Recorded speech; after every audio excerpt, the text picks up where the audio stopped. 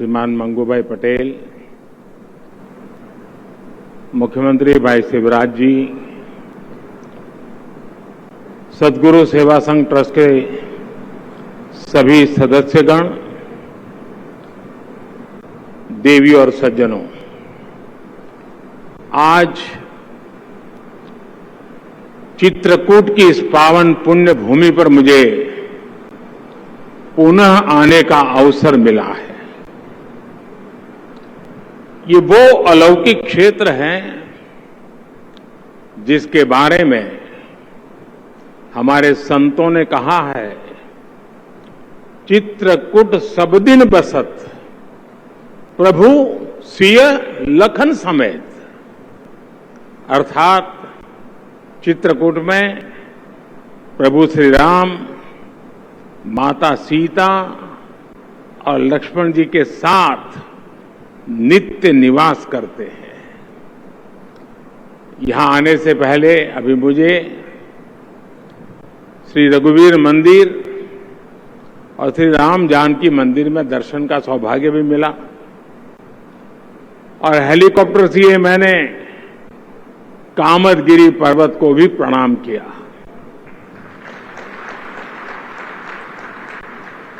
मैं पूज्य रणछोड़दास जी और अरविंद भाई की समाधि पर पुष्प अर्पित करने गया था। प्रभु श्री राम जानकी के दर्शन, संतों का मार्गदर्शन और संस्कृत महाविद्यालय के विद्यार्थियों द्वारा वेद मंत्रों का यह अद्भुत गायन, इस अनुभूति को वाणी से व्यक्त करना कठिन है। मानव सेवा के महान यज्ञ का हिस्सा बनाने का और उसके लिए श्री सदगुरु सेवा संघ का भी आज मैं सभी पीड़ित, शोषित, गरीब आदिवासियों की तरफ से आभार व्यक्त करता हूं। मुझे विश्वास है कि जानकी कुंड चिकित्सालय के जिस न्यू विंग का आज लोकार्पण हुआ है, इससे लाखों मरीजों को नया जीवन मिलेगा। आने वाले समय में सदगुरु मेडिसिटी में गरीबों की सेवा के इस अनुष्ठान को नया विस्तार मिलेगा। आज इस अवसर पर अरविंद भाई की स्मृति में भारत सरकार ने विशेष स्टैंप भी रिलीज किया है। ये पल अपने आप में हम सबके लिए गौरव की पल है, संतोष की पल है। मैं आप सबको इसके लिए बधाई देता हूं। साथियों, कोई भी व्यक्ति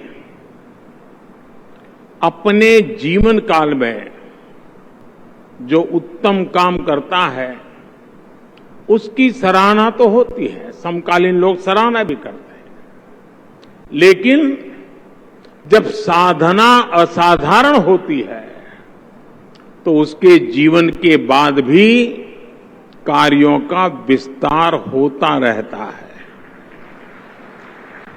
मुझे खुशी है कि अरविंद भाई का परिवार उनकी परमार्थिक पूंजी को लगातार समृद्ध कर रहा है।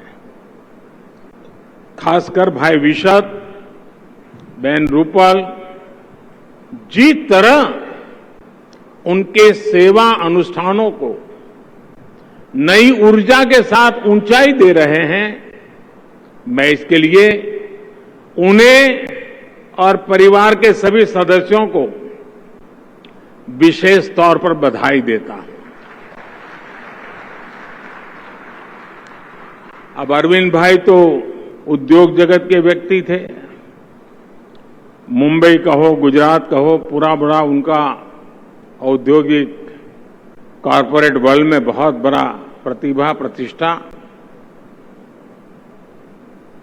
और विशद चाहते तो ये जन्म शताब्दी का कार्यक्रम मुंबई में कर सकते थे, बड़ी आन बान शान से होता। लेकिन सदगुरु के प्रति समर्पण देखिए कि जैसे अरविंद भाई ने अपना जीवन यहीं त्याग किया था, शताब्दी के लिए भी इस जगह को चुना गया और इसके लिए संस्कार भी होते हैं, सोच भी होती है, समर्पण भी होता है, तब जाकर के होता है। पूज्य संतगण यहां बहुत बड़ी तादाद में हमें आशीर्वाद देने आए हैं। यहां अनेक परिवारजन भी बैठे हैं। चित्रकूट के बारे में कहा गया है, कामद भे गिरी राम प्रसादा, अवलोकत अपहरत विषादा। अर्थात चित्रकूट के पर्वत कामदगिरी भगवान राम के आशीर्वाद से सारे कष्टों और परेशानियों को हरने वाला है। चित्रकूट की ये महिमा यहां के संतों और ऋषियों के माध्यम से ही अक्षुण्ण बनी हुई है। और पूज्य श्री रणछोड़दास जी ऐसे ही महान संत थे। उनके निष्काम कर्मयोग ने मुझ जैसे लक्षावधि लोगों को हमेशा प्रेरित किया है। और जैसा सबने उल्लेख किया, उनका ध्येय और बड़ा सरल शब्दों में, भूखे को भोजन, वस्त्रहीन को वस्त्र, दृष्टिहीन को दृष्टि, इसी सेवा मंत्र के साथ पूज्य गुरुदेव पहली बार 1945 में चित्रकूट आए थे और 1950 में उन्होंने यहां पहले नेत्र यज्ञ का आयोजन करवाया था। इसमें सैकड़ों मरीजों की सर्जरी हुई थी, उन्हें नई रोशनी मिली थी। आज के समय हमें ये बात सामान्य लगती होगी, लेकिन 7 दशक पहले ये स्थान लगभग पूरी तरह से वन क्षेत्र था। यहां न सड़कों की सुविधा थी, न बिजली थी, न जरूरी संसाधन थे। उस समय इस वन क्षेत्र में ऐसे बड़े संकल्प लेने के लिए कितना साहस, कितना आत्मबल और सेवा भाव की क्या पराकाष्ठा होगी, तब यह संभव होगा। लेकिन यहां पूज्य रणछोड़दास जी जैसे संत की साधना होती है, वहां संकल्पों का सृजन ही सिद्धि के लिए होता है। आज इस तपोभूमि पर हम सेवा के ये जितने बड़े बड़े प्रकल्प देख रहे हैं, वो उसी ऋषि के संकल्प का परिणाम है। उन्होंने यहां श्री राम संस्कृत विद्यालय की स्थापना की। कुछ ही वर्ष बाद श्री सदगुरु सेवा संघ ट्रस्ट का गठन किया। जहां कहीं भी विपदा आती थी, पूज्य गुरुदेव उसके सामने ढाल बनकर खड़े हो जाते थे। भूकंप हो, बाढ़ हो, सूखे से ग्रस्त इलाकों में उनके प्रयासों से, उनके आशीर्वाद से कितने ही गरीबों को नया जीवन मिला। यही हमारे देश की विशेषता है, जो स्व से ऊपर उठकर समष्टि के लिए समर्पित रहने वाले महात्माओं को जन्म देती है। मेरे परिवारजनों, संतों का स्वभाव होता है कि जो उनका संग पाता है, उनका मार्गदर्शन पाता है, वो खुद संत बन जाता है। अरविंद भाई का पूरा जीवन इस बात का सबसे बड़ा उदाहरण है। अरविंद जी वेशभूषा से भले ही एक बिल्कुल सामान्य जीवन जीते थे, सामान्य से व्यक्ति दिखते थे, लेकिन भीतर से उनका जीवन एक तपे हुए संत की तरह था। पूज्य रणछोड़दास जी की अरविंद भाई से बिहार में आए भीषण अकाल के दौरान मुलाकात हुई। संत के संकल्प और सेवा की सामर्थ्य कैसे इस संगम के उससे सिद्धि के कैसे कई आयाम स्थापित हुए, ये आज हमारे सामने है। आज जब हम अरविंद भाई की जन्म शताब्दी मना रहे हैं तो ये जरूरी है कि हम उनकी प्रेरणाओं को आत्मसात करें। उन्होंने जो भी जिम्मेदारी उठाई उसे 100% निष्ठा से पूरा किया। उन्होंने इतना बड़ा औद्योगिक साम्राज्य खड़ा किया, मफतलाल ग्रुप को एक नई ऊंचाई दी। ये अरविंद भाई ही थे जिन्होंने देश का पहला पेट्रोकेमिकल कॉम्प्लेक्स स्थापित किया था। आज देश की अर्थव्यवस्था में और सामान्य मानवी के जीवन में अहम भूमिका निभाने वाली कई कंपनियों की नींव में उन्हीं की दृष्टि, उन्हीं की सोच, उन्हीं का परिश्रम है। यहां तक कि कृषि के क्षेत्र में भी उनके काम की काफी सराहना होती है। भारतीय एग्रो इंडस्ट्रीज फाउंडेशन के अध्यक्ष के तौर पर उनके काम को लोग आज भी याद करते हैं। भारत की टेक्सटाइल जैसी पारंपरिक इंडस्ट्री का गौरव लौटाने के में भी उनकी एक बहुत बड़ी भूमिका थी। देश के बड़े बड़े बैंकों को, बड़ी बड़ी संस्थाओं को भी उन्होंने नेतृत्व दिया। उनके काम ने, उनके परिश्रम और प्रतिभा ने औद्योगिक जगत के साथ साथ समाज पर एक अलग छाप छोड़ी है। देश और दुनिया के कितने ही बड़े अवार्ड और सम्मान अरविंद भाई को मिले। The Lions humanitarian award, citizen of Bombay award, sir Jahangir Gandhi gold medal for industrial peace, ऐसे अनेकों सम्मान देश के लिए अरविंद भाई के योगदान के प्रतीक है।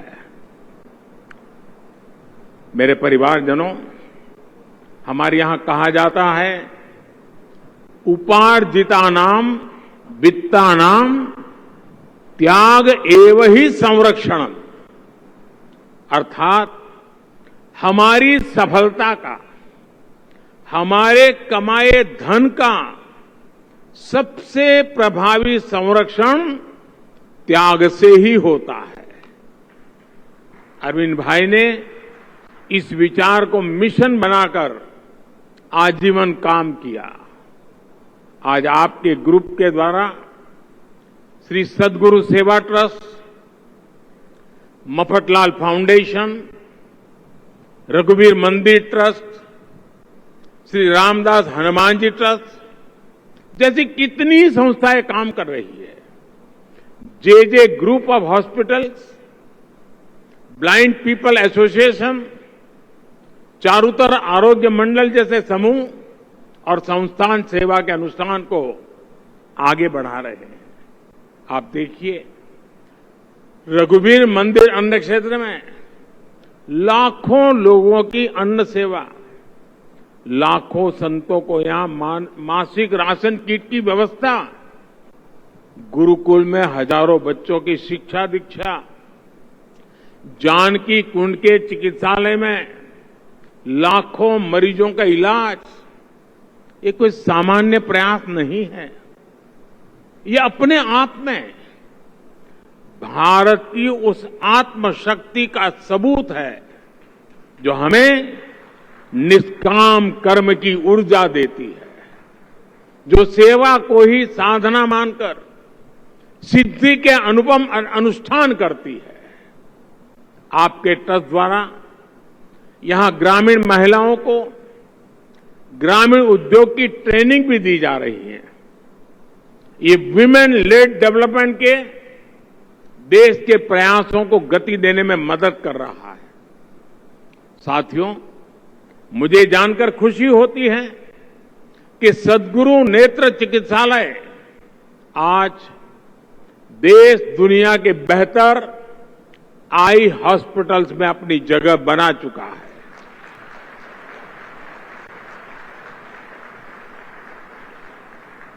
कभी ये अस्पताल केवल 12 बेडों के साथ शुरू हुआ, आज यहां हर साल करीब 15 लाख रोगियों का इलाज होता है। सद्गुरु नेत्र चिकित्सालय के कामों से मैं इसलिए भी विशेष रूप से परिचित हूं क्योंकि इसका लाभ मेरी काशी को भी मिला है।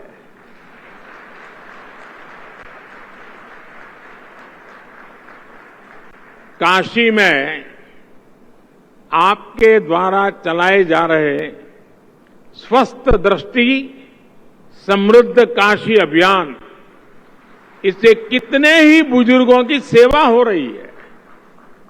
सद्गुरु नेत्र चिकित्सालय द्वारा अब तक बनारस और उसके आसपास के करीब 6.5 लाख लोगों की डोर टू डोर स्क्रीनिंग हुई है। 90,000 से ज्यादा मरीजों को स्क्रीनिंग के बाद कैंप के लिए रिफर भी किया गया। बड़ी संख्या में मरीजों की सर्जरी भी हुई है। कुछ समय पहले मुझे इस अभियान के लाभार्थियों से काशी में मिलने का भी अवसर मिला था। मैं मेरी काशी के उन सभी लोगों की तरफ से ट्रस्ट और सद्गुरु नेत्र चिकित्सा और सभी डॉक्टर और उनके साथियों का आज जब आपके बीच आया हूं, मैं विशेष रूप से आप सबका आभार व्यक्त करता हूं।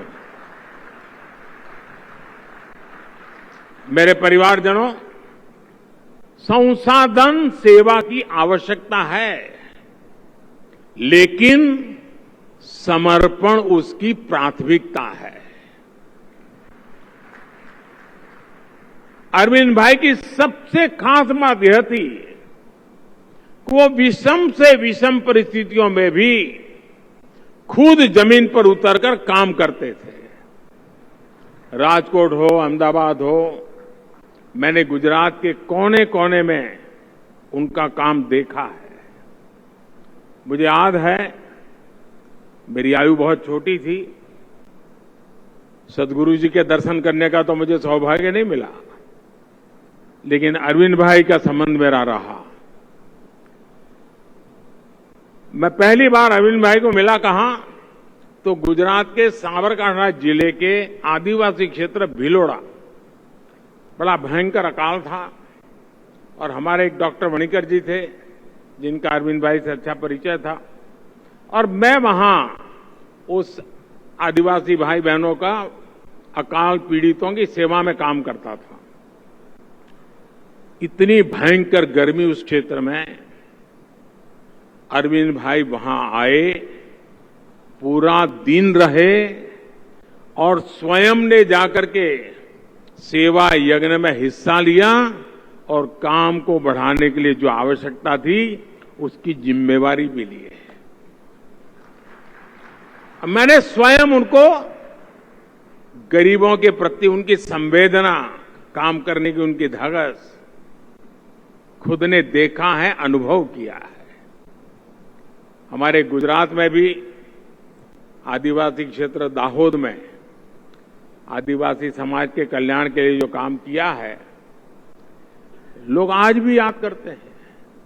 और आपको हैरानी होगी, हमारे यहां नॉर्मली गुजरात में भी और बाकी जगह पे जहां खेती होती है उसको खेत बोलते हैं, लेकिन दाहोद के लोग उसे फुलवाड़ी बोलते हैं, क्योंकि सद्गुरु ट्रस्ट के माध्यम से वहां के किसानों को खेती करने का नया रूप सिखाया गया। वो फूलों की खेती करने लगे और फुलवाड़ी के रूप में जाने जाते हैं। और आज उनके फूलों की पैदावार मुंबई तक जाती है। इस सब में अरविंद भाई के प्रयासों की बड़ी भूमिका है। मैंने देखा था, उनमें सेवा को लेकर एक अलग ही जुनून था। वो कभी अपने आप को दाता कहलाना पसंद नहीं करते थे और न ही ये जताने देते थे कि वो किसी के लिए कुछ कर रहे हैं। कोई दूसरा भी अगर उनके साथ सहयोग की इच्छा जताता था तो वो कहते थे कि आपको पहले काम देखने के लिए वहां रूबरू आना पड़ेगा, उस प्रोजेक्ट को कितना ही कष्ट क्यों न हो आपको आना पड़ेगा और तब जाकर के आप सहयोग के लिए सोचिए, उसके पहले नहीं है। उनके काम को, उनके व्यक्तित्व को जितना मैंने जाना है उससे मेरे मन में उनके मिशन के लिए एक इमोशनल कनेक्ट बन गया है। इसलिए मैं अपने आप को इस सेवा अभियान के एक समर्थक, एक पुरस्कृत करने वाला और एक प्रकार से आपका सहयात्री के रूप में अपने आप को मैं देखता हूं। मेरे परिवारजनों, चित्रकूट की धरती हमारे नानाजी देशमुख की भी कर्मस्थली है। अरविंद भाई की तरह ही जनजातीय समाज की सेवा में उनके प्रयास भी हम सबके लिए बड़ी प्रेरणा है। आज उन आदर्शों पर चलते हुए देश जनजातीय समाज के कल्याण के लिए पहली बार इतने व्यापक प्रयास कर रहा है।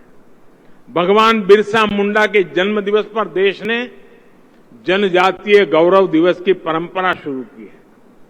आदिवासी समाज के योगदान को, उनकी विरासत को गौरव देने के लिए देश भर में ट्राइबल म्यूजियम भी बनाए जा रहे हैं। जनजातीय बच्चे अच्छी शिक्षा लेकर देश के विकास में योगदान दें, इसके लिए एकलव्य आवासीय विद्यालय खोले जा रहे हैं। वन संपदा कानून जैसे नीतिगत फैसले भी आदिवासी समाज के अधिकारों को संरक्षण देने का माध्यम बने। हमारे इन प्रयासों से आदिवासी समाज को गले लगाने और उसके लिए हम सब के लिए प्रेरणा, आदिवासियों को गले लगाने वाले प्रभु श्री राम का आशीर्वाद भी इसके साथ जुड़ा हुआ है। यही आशीर्वाद समरस और विकसित भारत के लक्ष्य तक हमारा मार्गदर्शन करेगा। मैं फिर एक बार इस शताब्दी के पावन अवसर पर अरविंद भाई के महान तपस्या को श्रद्धापूर्वक नमन करता हूं। उनका कार्य, उनका जीवन हम सबको प्रेरणा देता रहे, सद्गुरु के आशीर्वाद हम पर बने रहे। इसी एक भाव के साथ आप सभी का बहुत बहुत धन्यवाद। जय श्री राम।